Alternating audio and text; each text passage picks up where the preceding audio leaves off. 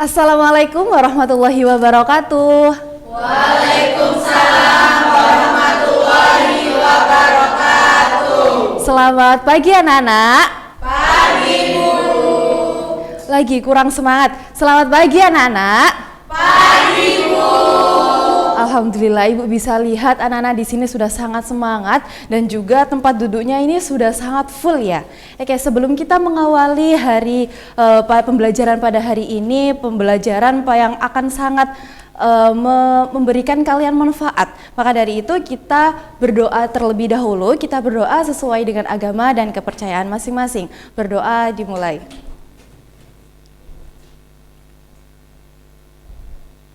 Amin, amin ya robbal alamin. Oke, karena di sini Ibu bisa melihat kalau anak-anak ini sudah sangat full, maka dari itu Ibu presensi terlebih dahulu ya. Nanti kalau Ibu sebut namanya bilang hadir yang keras ya. Oke, Husnul, Hadir Bu. Dinda, Hadir Bu. Ifada, Hadir Bu. Nadia, Hadir Bu. Dinda Larasati, Hadir Bu. Haikal. Nggak masuknya kenapa? Sakit. Oke. Gozi, Hadir Ibu. Hilman, Hadir. Hasbi, Hadir Bu. Dimas. Masuk juga Bu. Nggak masuknya kenapa? Sakit. Sakit juga. Rian, Hadir Bu. Susi, Izin Bu. izin kenapa? Sakit juga. Oh sakit juga. Gita, Hadir Bu. Yunike, Hadir Bu. Anora. Hadir Bu. Oke, buat teman-teman kalian yang tadi nggak masuk, nanti silakan suratnya dikasih ke Ibu ke ruangan Ibu ya. Baik Bu. Oke, di sini Ibu mau tes semangat dari anak-anak sebelum kita memulai ke pelajaran kita. Kalau nanti Ibu bilang semangat pagi, kalian jawabnya pagi, pagi, pagi luar biasa, gitu ya? Ya Bu. Oke, kita tes semangat dulu. Semangat pagi. Pagi, pagi, pagi luar biasa. Oke, karena anak-anak sudah semangat, Ibu juga sudah semangat. Oke, apakah ada yang masih ingat pada pertemuan minggu lalu kita membahas tentang apa?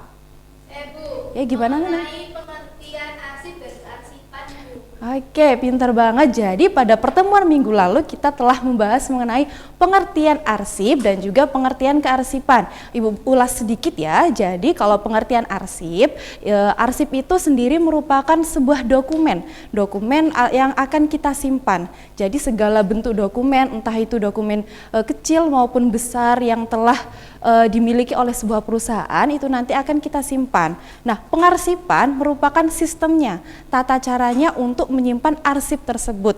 Pengarsipan itu yang kita gunakan untuk menyimpan dari arsipnya. Nah, dengan pengarsipan itu kita perlu adanya sesuatu tata cara agar terstruktur dan juga teratur sesuai dengan aturannya.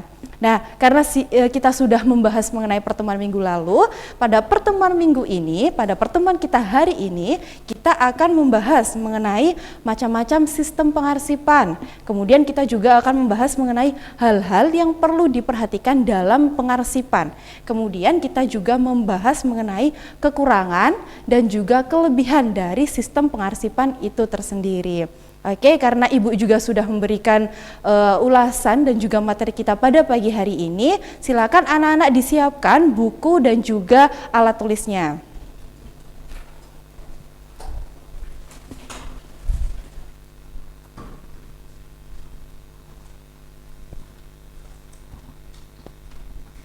Baik anak-anak, pada hari ini kita akan masuk ke materi sistem kearsipan. Namun sebelum itu, Ibu akan tekankan terlebih dahulu bahwasannya arsip dan kearsipan adalah dua hal yang berbeda. Mengapa demikian? Arsip bisa kita katakan sebagai sebuah media perekam peristiwa atau fenomena yang dapat berbentuk dalam media apapun, yang dapat diambil oleh siapapun, oleh seorang individu atau sebuah kelompok di suatu lembaga atau di sebuah instansi, yang pastinya arsip tersebut memiliki nilai guna. Sedangkan sistem kearsipan sendiri merupakan sebuah sistem pengelolaan atau cara kita mengelola sebuah sistem, sebuah dokumen atau sebuah arsip di suatu perkantoran yang tujuannya apa? Tujuannya adalah ketika kita membutuhkan dokumen tersebut, kita akan dapat dengan mudah menemukannya kembali karena sudah menggunakan sistem pengelolaan kearsipan. Ya, seperti yang Ibu jelaskan tadi. Kemudian, anak-anak, jika kalian berkecimpung dalam dunia perkantoran, kalian pasti akan menemukan yang namanya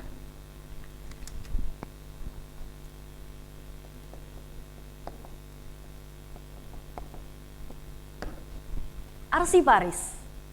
Jadi arsiparis itu apa? Arsiparis adalah orang yang bertanggung jawab atau orang yang memiliki wewenang penuh atau orang yang memiliki kekuasaan penuh dalam hal penyimpanan atau pengelolaan dokumen atau arsip di sebuah perkantoran atau di sebuah lembaga atau bahkan di sebuah instansi.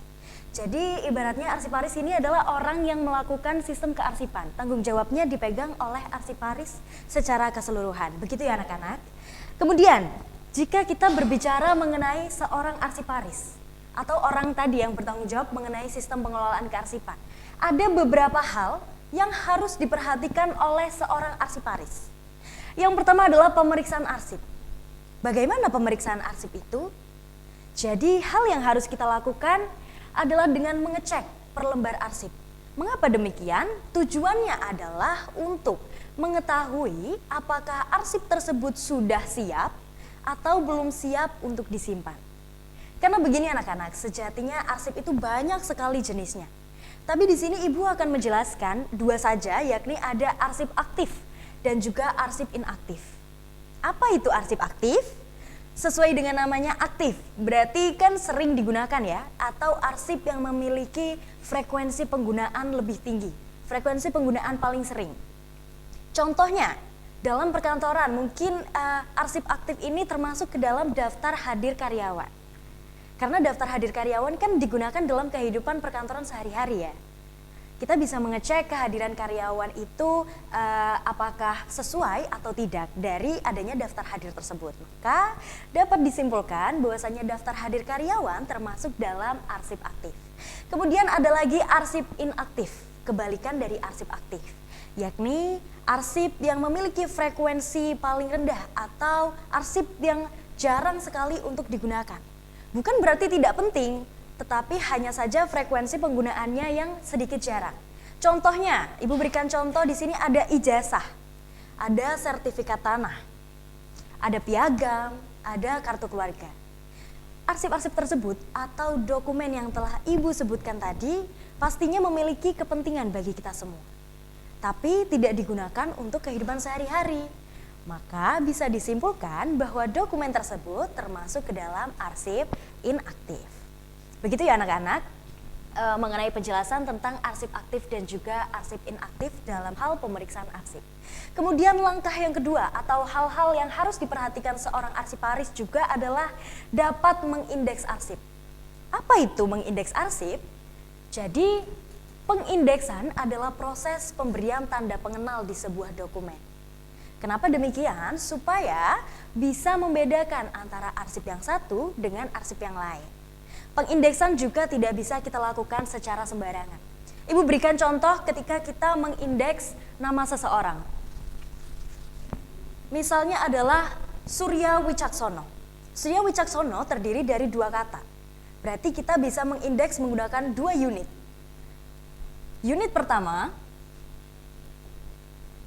kita gunakan kata yang terakhir dari Surya Wicaksono, berarti Wicaksono. Kemudian unit yang kedua adalah kata yang pertama, yakni Surya.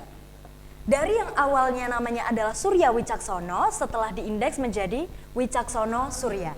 Begitu ya untuk mengindeks nama seseorang. Kalau misal mengindeks nama perusahaan bagaimana Bu? Sama. Misal kita menggunakan PT Merpati Putih.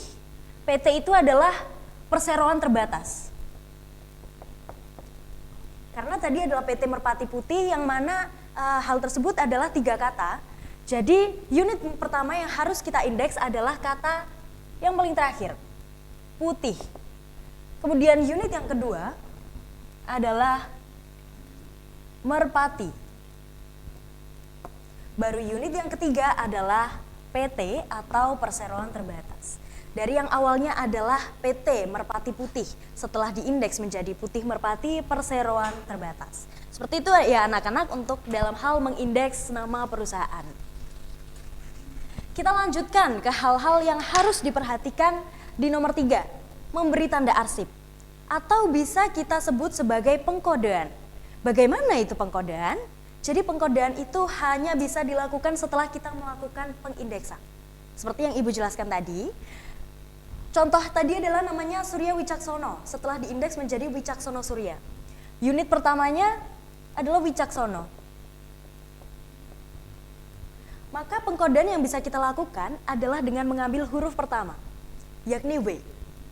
Dan pengkodean ini biasanya terletak di pojok kanan atas sebuah arsip dan biasanya diberikan dengan warna yang mencolok atau tanda-tanda yang berbeda seperti tanda lingkaran atau garis lurus untuk membedakan bahwasanya itu adalah pengkodean.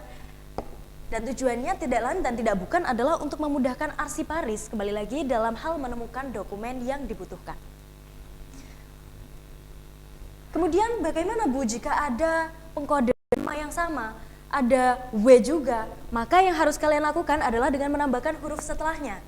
Dari yang awalnya pengkodeannya adalah W, bisa kita tambahkan menjadi WI. Begitu ya anak-anak, dalam hal pengindeksan jika ada kesamaan. Kemudian yang keempat adalah menyortir arsip.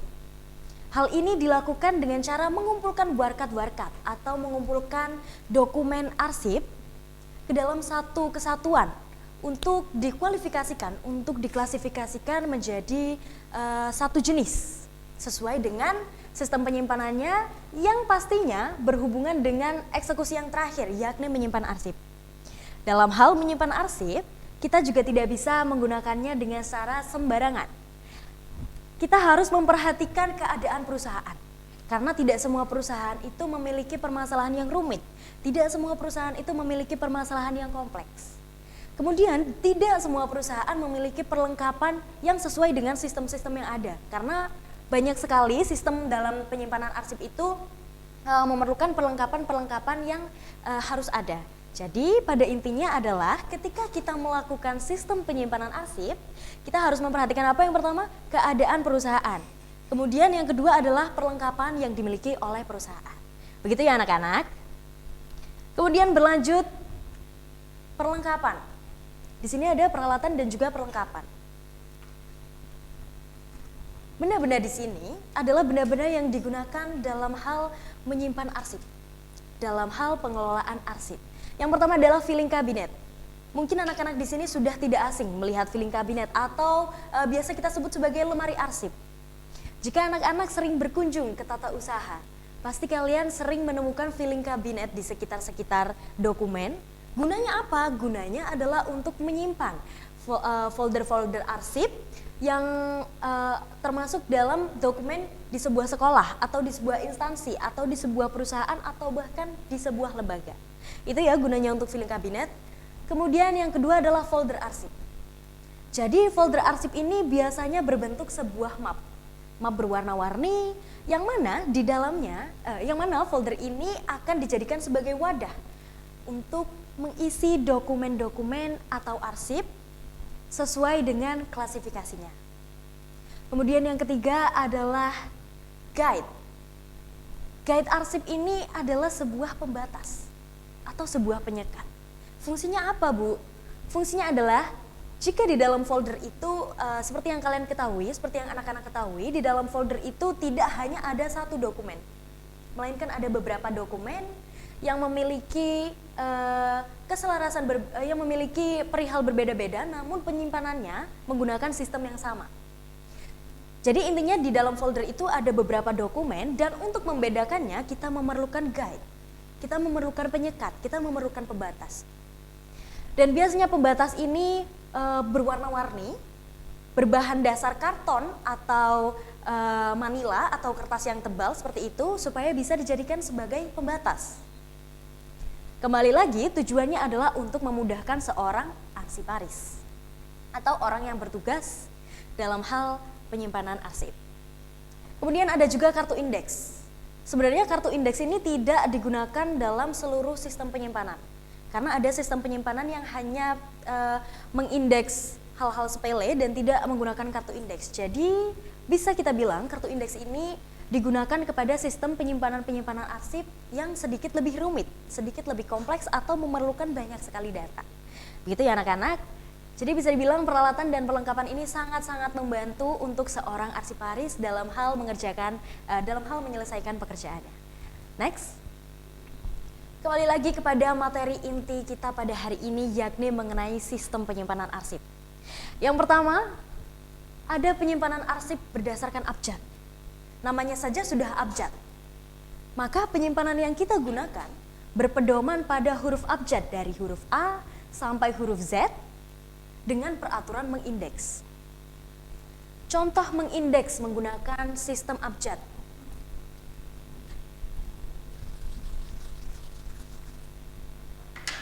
Di dalam pengindeksan sudah dimasukkan pengkodean.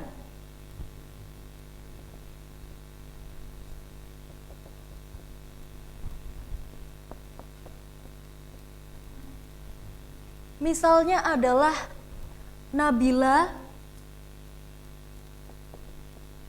Putri. Dalam hal ini sudah diindeks ya, berarti kata awalnya adalah Putri Nabila. Setelah diindeks menjadi Nabila Putri. Huruf pertamanya adalah N, maka yang menjadi kode adalah N. Jika ada kesamaan, kita ambil huruf di belakangnya yakni A, maka tinggal ditambahkan huruf A. Itu ya untuk pengindeksan dan juga pengkodean dari sistem penyimpanan arsip berdasarkan abjad. Dalam sebuah sistem tidak mungkin ada kesempurnaan. Pasti ada kelebihan dan juga kekurangan. Kelebihan dari sistem filing abjad. Yang pertama, dapat langsung menempatkan berkas pada tempat penyimpanannya. Kemudian, petunjuk penataan berkas sederhana dan mudah dipahami. Mengapa demikian? Karena hanya menggunakan abjad. Sehingga dinilai mudah karena kita hanya menggolongkan berdasarkan nama orang atau nama perusahaan atau nama lembaga atau nama instansi. Juga biaya pelaksanaannya lebih murah. Kerugian dari filing abjad. Ada kemungkinan salah penempatan berkas jika tidak mengikuti aturan secara konsisten. Maka dari itu seorang arsiparis harus memiliki sifat teliti sehingga menghindari adanya kemungkinan kesalahan penempatan berkas. Dan juga beberapa hal di bawah ini, mudah mengubah beberapa alfabet dalam surat, kemudian tunjuk silang yang berlebihan akan membuat penyimpanan cepat penuh dan juga sesak. Next adalah penyimpanan arsip berdasarkan nomor. Seringkali banyak yang bilang bahwasanya sistem ini dinilai rumit dan juga kompleks. Kenapa? Karena nomor ini sudah paten. Biasanya orang-orang melakukan sistem penyimpanan ini dengan menggunakan instansi atau perusahaan yang besar. Menggunakan perusahaan yang administrasinya panjang, seperti rumah sakit.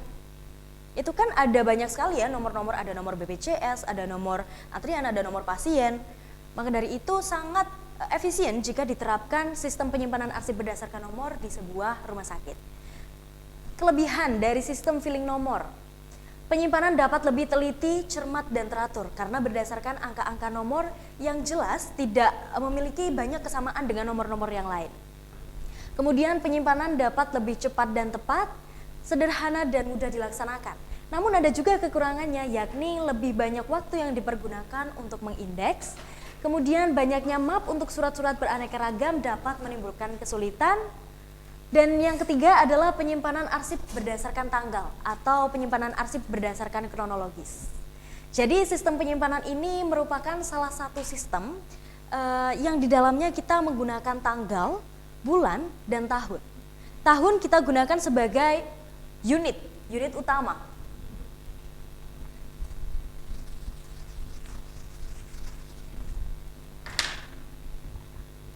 Unit utama.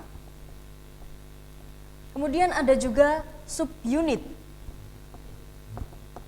Dan yang terakhir ada sub-subunit. Jadi di sistem tanggal ini dinilai lebih mudah ya karena hanya menggunakan tanggal. Misal kita pakai tanggal 10 November 2024. Berarti unit utama tadi kan sudah Ibu sebutkan bahwasanya unit utama dipakai sebagai tahun. Berarti kita tuliskan 2024 sebagai unit utama, kemudian subunitnya adalah bulan November.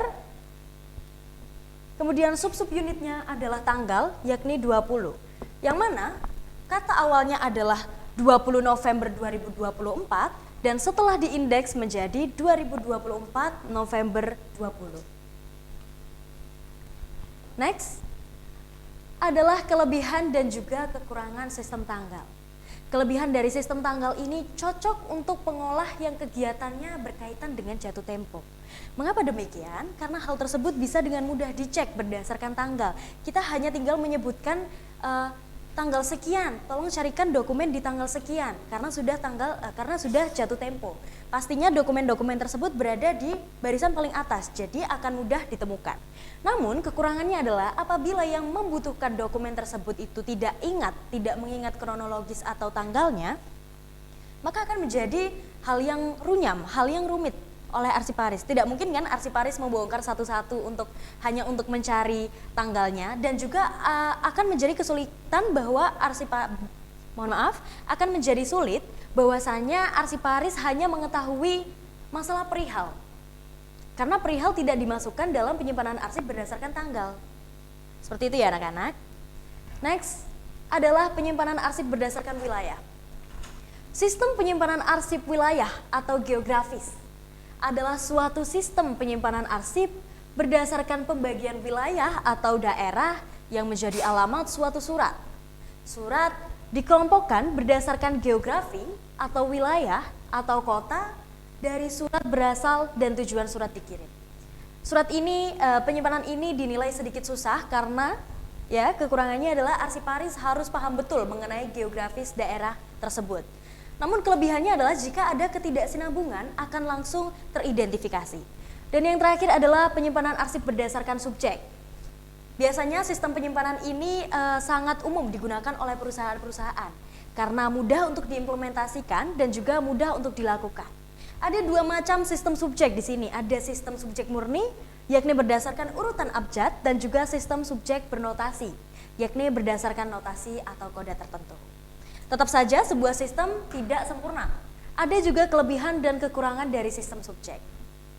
Kelebihan dari sistem subjek yang pertama adalah mudah untuk mencari keterangan bila perihalnya saja yang ingin diketahui. Namun kekurangannya kurang cocok untuk berbagai macam jenis surat. Karena tidak semua surat itu mencantumkan perihal. Ada surat yang hanya dikirim mungkin sebatas notes atau pesan kepada orang yang bekerja di suatu perusahaan. Maka dari itu tidak cocok digunakan dalam berbagai macam jenis surat. Nah, mungkin itu yang dapat Ibu sampaikan mengenai materi kita tentang sistem penyimpanan arsip.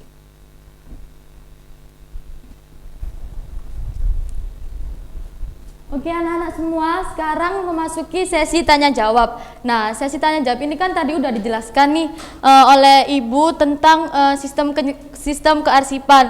Nah, nantinya untuk anak-anak yang ingin bertanya ataupun anak-anak yang masih kurang paham mengenai materi yang telah disampaikan, boleh banget untuk disampaikan pada sesi tanya jawab ini. Nah, untuk nantinya akan adanya bintang untuk yang aktif dalam sesi tanya jawab hari ini. Nah, bintangnya ini digunakan untuk menambahkan nilai plus pada presensi kalian.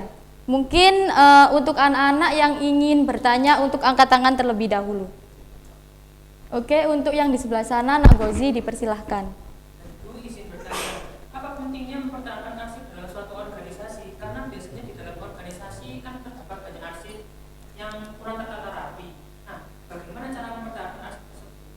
Oke, Ibu akan menjawab, yaitu cara untuk mempertahankan arsip dengan menentukan kategori-kategori arsip secara relevan berdasarkan jenis topik yang mana tadi udah dijelaskan nih tentang berdasarkan subjek, wilayah, nomor, dan banyak lagi. Serta menentukan kriteria yang jelas untuk pengelompokan arsip agar dapat terorganisir ataupun arsip tersebut nantinya akan dapat untuk untuk ditemukan ulang. Mungkin itu saja dari Ibu. Apakah masih ada yang dibingungkan, Nak Gozi? Tidak ada Ibu, terima kasih. Oke, mungkin selanjutnya yang ingin bertanya boleh angkat tangan. Oke, untuk Nak Yunika dipersilahkan.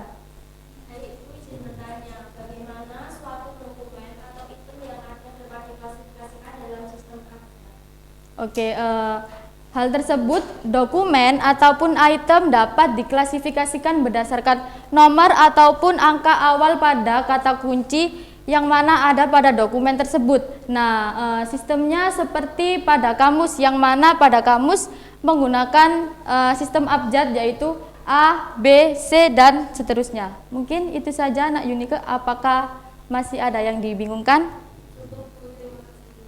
Oke, untuk selanjutnya yang ingin bertanya?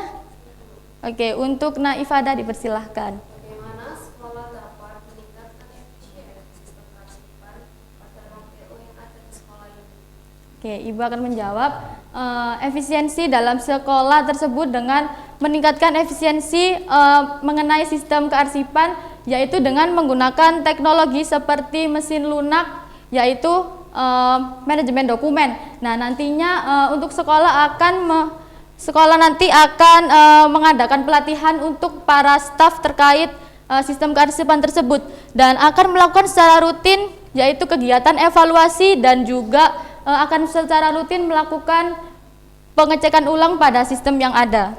Mungkin itu saja. Apakah masih ada yang dibingungkan? Oke, untuk yang selanjutnya yang ingin bertanya, silakan angkat tangan.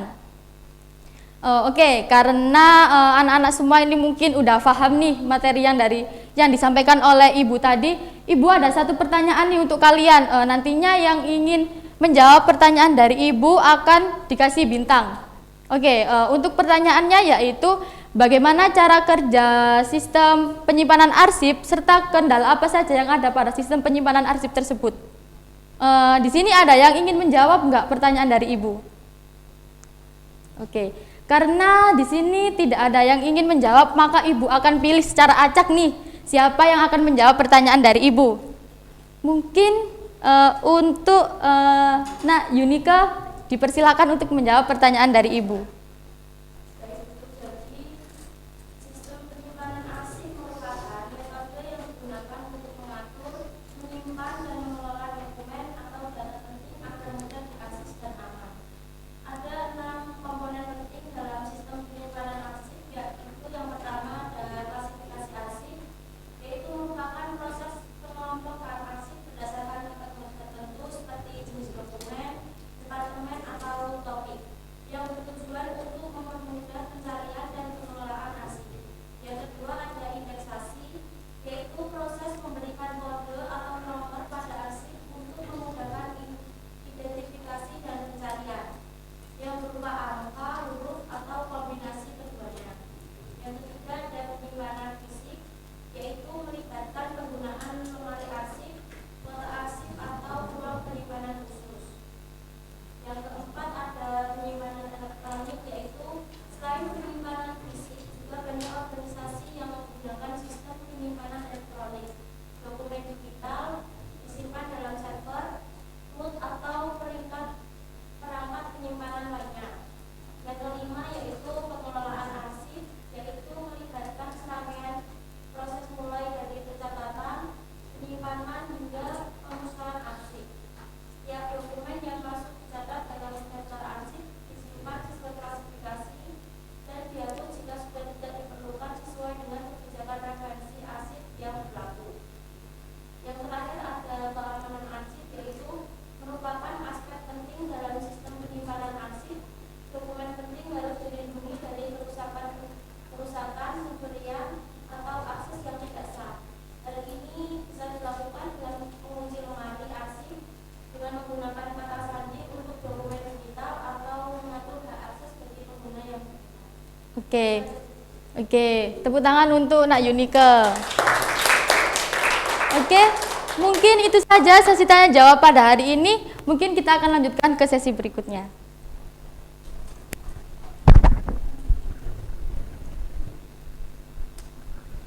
Baik anak-anak, apakah sudah jelas mengenai materi yang tadi disampaikan? Sudah, Bu. Oke, karena dari anak-anak ini sudah memperhatikan dan juga sudah mengerti tentang materi yang disampaikan tadi, kita langsung masuk aja ke sesi kita berikutnya, yaitu sesi diskusi. Nah, di sesi diskusi ini kita akan berada di dua kelompok, kelompok 1 dan juga kelompok 2. Nah, kira-kira anak-anak ini mau pilih sendiri-sendiri atau ibu yang pilihkan nih? Baik, kalau pilih sendiri silahkan bergabung di kelompoknya masing-masing. Untuk kelompok 1 berada di sebelah kanan ibu, dan untuk kelompok 2 silahkan berada di sebelah kiri ibu. Silahkan, untuk kelompoknya silahkan.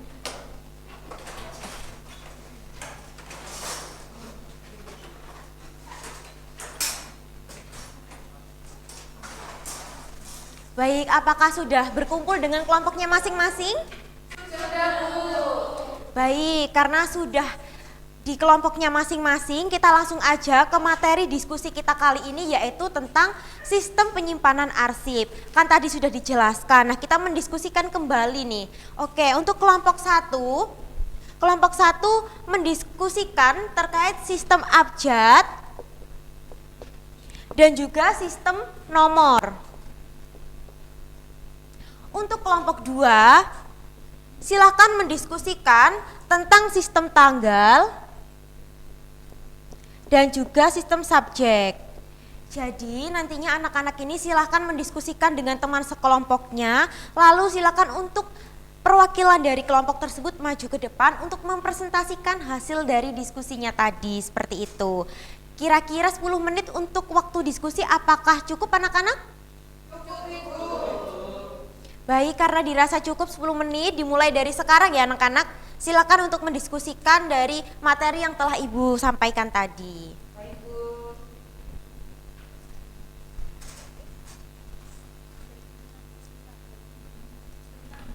Ada yang ditanyakan enggak?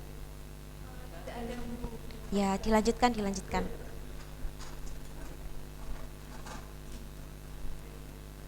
Ada yang ditanyakan? Oke, silakan dilanjutkan diskusinya.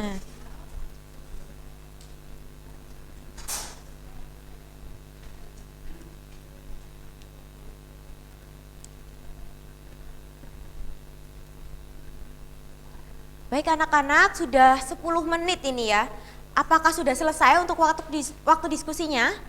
Sudah, apa belum? Baik, 1 menit lagi ya.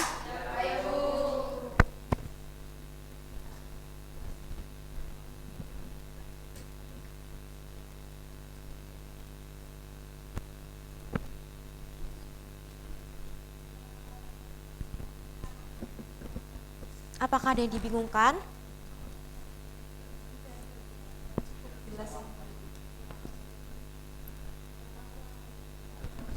Baik anak-anak, sudah 1 menit ya, waktunya udah Ibu tambah 1 menit. Apakah sudah selesai untuk diskusinya mengenai sistem-sistem yang berada di depan yang kita diskusikan? Sistem abjad, nomor, tanggal, dan juga subjek. Jadi untuk yang presentasi nantinya akan menjelaskan terkait sistem-sistem yang berada di depan yang sudah Ibu bagi tadi. Kira-kira kelompok 1 apakah sudah siap?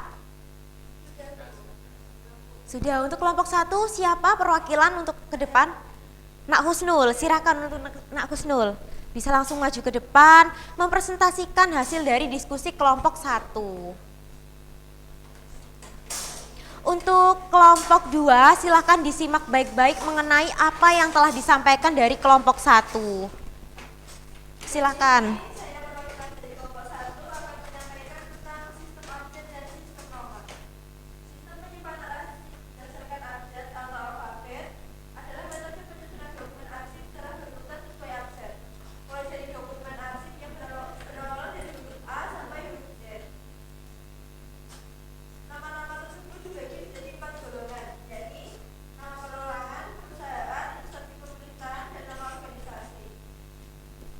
Kelebihan dari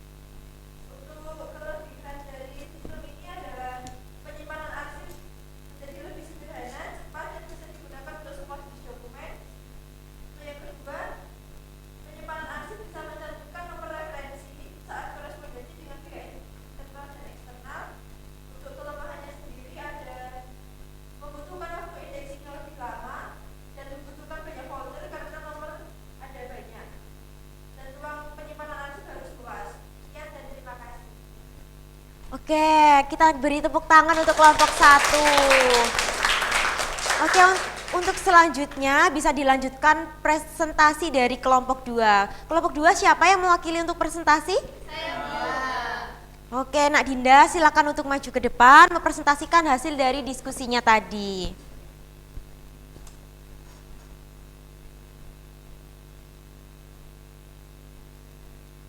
Ya, silakan.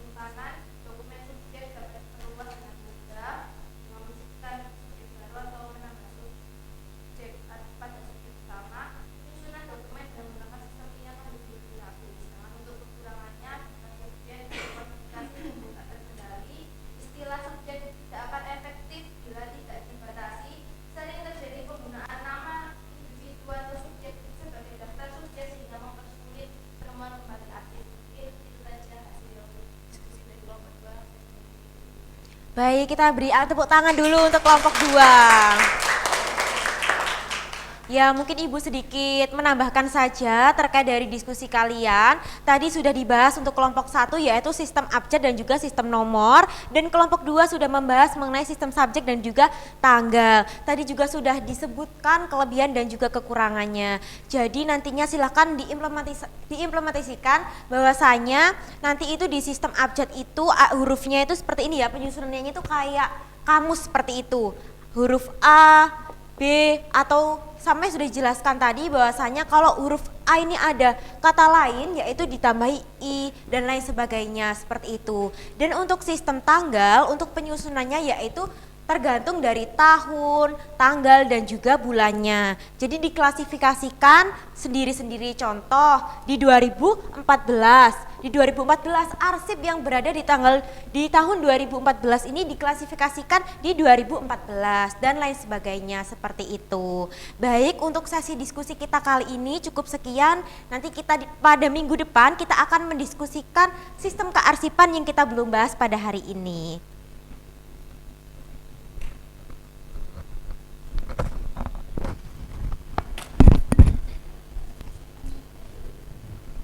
Oke anak-anak, bagaimana terkait pembelajaran kita pada pagi hari ini? Sudah paham semua? Sudah, Bu. Oke, apakah ada yang bisa memberikan sedikit kesimpulan terkait pembelajaran kita pada pagi hari ini? Ayo, oh iya Nak Gozi silakan. Jadi kesimpulan pada pembelajaran kali ini yaitu sistem kearsipan adalah suatu metode atau proses yang digunakan untuk mengatur, menyimpan, dan mengelola dokumen atau informasi agar dapat diakses dengan mudah dan efisien. Penyimpanan arsip harus dilakukan dengan hati-hati agar arsip tersebut dapat ditemukan kembali. Langkah-langkah penyimpanan arsip yaitu mulai dari pemeriksaan arsip, pengindeksan arsip, pengkodaan arsip, penyortiran arsip, dan juga penyimpanan arsip, dan juga disesuaikan dengan media penyimpanannya. Contoh media dan alat penyimpanan arsip yaitu filing kabinet, lemari arsip, wide, dan juga map folder. Lalu ada beberapa jenis sistem kearsipan yaitu mulai dari sistem kearsipan abjad, sistem kearsipan nomor, sistem kearsipan tanggal, sistem kearsipan subjek, dan juga wilayah. Mungkin itu saja. Oke, kita beri apresiasi dulu dong buat Nak Gozi.